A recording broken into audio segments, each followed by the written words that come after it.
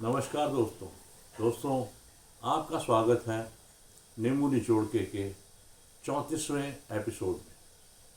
अब तक हमने 33 एपिसोड डाले हैं और हमें बड़ा अच्छा रिस्पांस आ रहा है।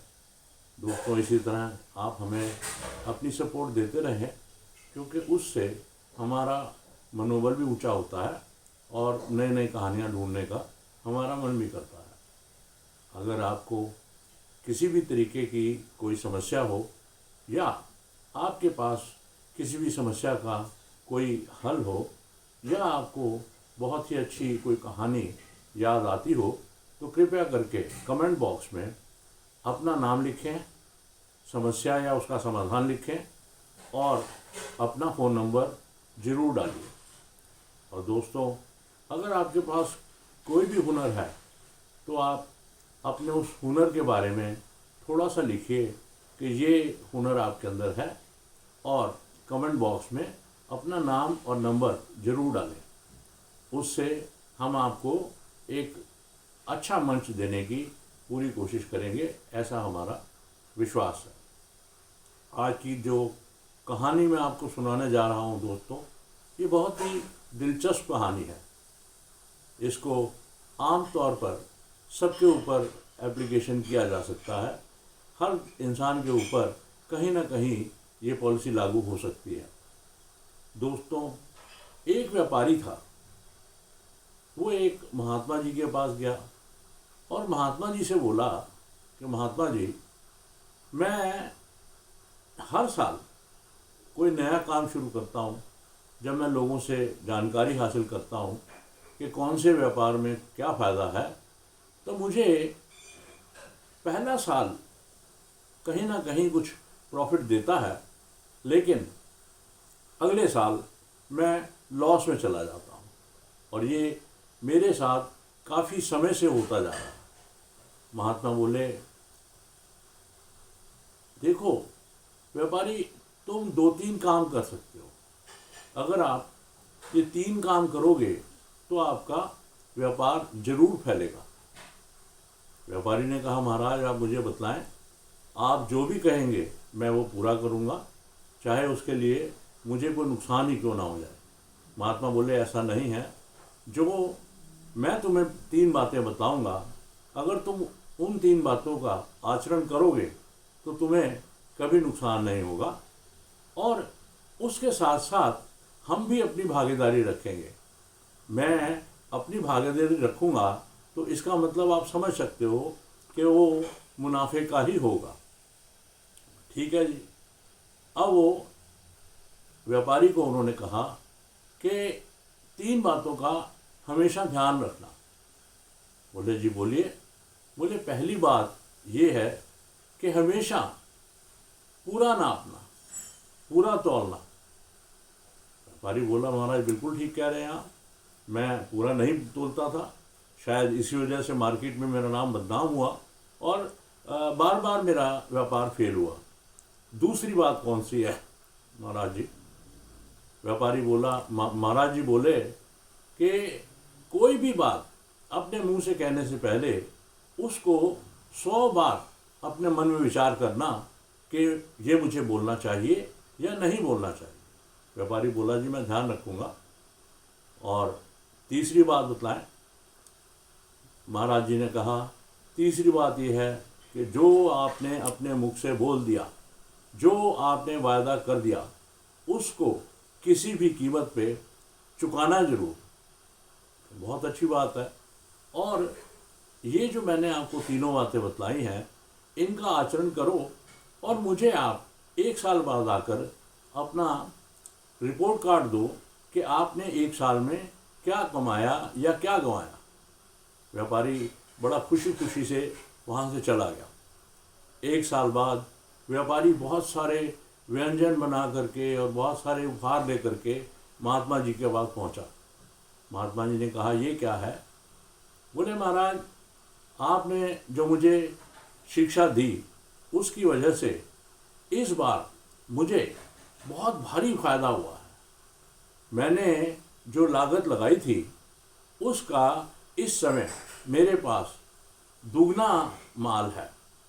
तो एक तरीके से अगर मैं कहूँ तो जो मैंने अगर 1 लाख लगाए थे तो उसके मेरे 2 लाख बन गए हैं। महाराज जी बोले ठीक है, मैंने जो आपको एक चौथी बात बोली थी क्या वो आपको याद है? व्यापारी बोला जी बताइए, मुझे भूल गया। बोले मैंने आपसे कहा था कि मुझे भी इसमें शामिल करिए, मैं भी आपके साथ रहूँगा। बोले ठीक है महाराज, आप बतलाएं कितने पैसे डालूँ आपके नाम के? महात्मा बोले नहीं, आप नहीं डालोगे, जितने पैसे मैं दूंगा आप सिर्फ उनको ही अपने व्यापार में मेरी तरफ से लगाइए, और जैसे आपने कहा कि आपको फ़ायदा होता है उसी अनुपात में आप मेरा पैसा जब भी ड्यू होगा मैं लेने आ जाऊंगा, आप मुझे वो पैसा मेरा लौटा दीजिएगा।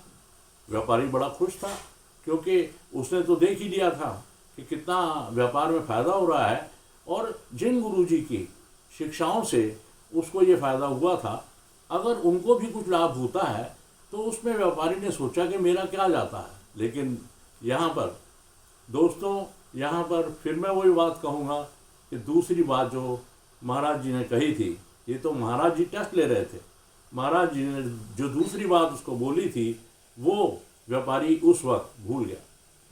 व्यापारी ये भूल गया कि अगर जो अनुपात मेरे को मिलती है, अगर मैं उसी अनुपात से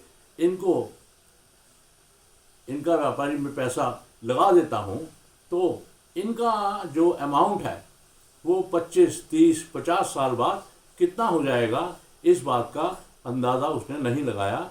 और 100 बार सोचना तो दूर, एक बार भी प्रेमवश उसने ये सोचा ही नहीं कि ये मैं क्या जवान देने जा रहा हूँ। दोस्तों, समय बीतता चला गया, कहते कहते करते करते व्यापार बहुत तेज़ी से बढ़ने लगा। दूसरे राज्यों से भी लोग उसी के पास आने लगे और उसी का माल खरीदने लगे, क्योंकि वो उसके बारे में पूरे इलाके में ये मशहूर हो चुका था कि ये व्यापारी जो है ये पूरा तोलता है और ज़बान का भी खरा है। इन दो चीज़ों को ढूंढते ढूंढते लोग उसके पास दूर दूर से आने लगे और उसका व्यापार बहुत अच्छे तरीके से बढ़ने लगा। दोस्तों, जैसे कि मैंने आपसे पहले भी कहा कि एक अच्छा इंसान था, और अच्छा इंसान होने के नाते वो अपने नौकरों को भी बड़ा अच्छे से रखता था। उसके नौकर भी उससे बड़े खुश रहते थे और उसकी कंपनी को अपनी ही कंपनी मानकर वो उसमें सेवाएं देते थे। करते करते समय बीतता चला गया और 20-22 साल ऐसे निकल गए जैसे कोई चीज़ ही नहीं। तब एक दिन अचानक महात्मा जी उस व्यक्ति के सपने में आए और उन्होंने कहा कि मैं अपना हिसाब लेने आ रहा हूँ। व्यापारी बोला ठीक है, कोई दिक्कत नहीं, आप आ जाइए। अब सुबह उठ के उसने अपनी पत्नी को सारा वृतांत सुनाया और उनसे कहा कि ये जो मेरा व्यापार बढ़ा है ये महात्मा जी के कहने से ही बढ़ा है, और महात्मा जी मेरे सपने में आए थे और वो ये ऐसे ऐसे कह रहे थे कि मैं अपना हिसाब लेने आऊँगा। पत्नी ने कहा ठीक है, अगर वो अपना हिसाब लेने आएंगे तो आप उनका हिसाब दे दीजिएगा, उसमें दिक्कत क्या है, परेशानी क्या है? जो आपने वायदा कर रखा होगा वो वायदा तो आप पूरा कर ही सकते होगे। व्यापारी बोला बिल्कुल ठीक है। 2 साल और निकल गए। जब तीसरा साल निकला और 25 साल हो गए इस बात को, तब अचानक महात्मा एक दिन व्यापारी के पास आए और व्यापारी से बोला कि हे व्यापारी, आप मेरा आज मुझे हिसाब चुकता कर दीजिए। व्यापारी ने मुनीम जी को बुलाया और बोला ऐसा है मुनीम जी, इन्होंने महाराज जी ने मेरे व्यापार में 1 रुपया लगाया था, तो इनका जो भी हिसाब बनता है वो आप इनको दे दीजिए।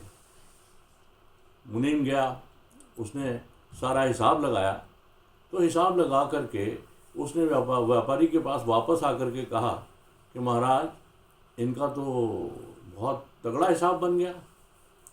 व्यापारी बोला क्यों? 1 ही रुपया तो लगाया था इन्होंने और मैंने उसका दुगना करने का ही तो बोला था साल में। मुनीम बोला महाराज जी, आज वो अमाउंट 5 करोड़ 55 लाख रुपया हो चुका है। अगर आज हमें महात्मा जी का ब्याज समेत मूल अगर चुकाना है तो वो 5,55,000 बनता है। व्यापारी स्तब्ध हो गया। उसके ख्वाबों ख्यालों में भी ये फिगर नहीं थी कि ये 5,55,00,000 रुपये बन जाएंगे। वो महात्मा जी के पैरों में पड़ गया। बोला, महात्मा जी मुझसे गलती हुई, मैं आपके टेस्ट में फेल हुआ। आपने मुझे जो दूसरी बात कही थी, जब मैंने आपसे 1 रुपया लिया, उस वक्त ये मैंने सोचा ही नहीं कि 25 साल बाद, 30 साल बाद, 50 साल बाद आपका जो दिया हुआ 1 रुपया है, अगर दुगनी की स्पीड से ही बढ़ता रहा तो कितना हो जाएगा। आप मुझे माफ़ करें और मुझे कोई इसका रास्ता बताएं, क्योंकि आपने मुझे ज़ुबान से मुकरने को भी मना किया हुआ है, तो मैं ज़ुबान से भी नहीं मुकर सकता। लेकिन अगर मैं इतना पैसा देता हूँ तो मैं कंगाल हो जाऊँगा। महात्मा जी, आप मुझे कृपया करके इससे बाहर निकालें। तब महात्मा बोले कि देखो व्यापारी, हम न पैसे के पीछे थे, न पैसे के पीछे हैं, ना कभी हम पैसे के पीछे होंगे। मैं तो आपसे सिर्फ यही कहूँगा कि मैं एक मंदिर बनवा रहा हूँ, उसमें जितना योगदान आप देना चाहें उसको आप दे दें।